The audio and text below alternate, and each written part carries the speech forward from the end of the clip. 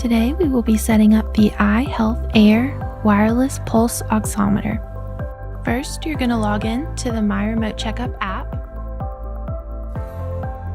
Once you're in the home screen, select Devices, scroll down, and find Pulse Oximeter. Select Connect for the iHealth Air.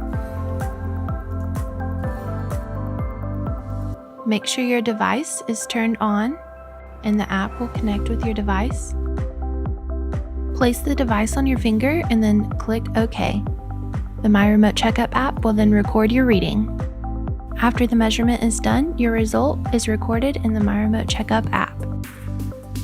Thank you for watching. If you found this video helpful, please like and subscribe to our YouTube channel. If there are any other devices you would like to see set up, please comment in our comment section.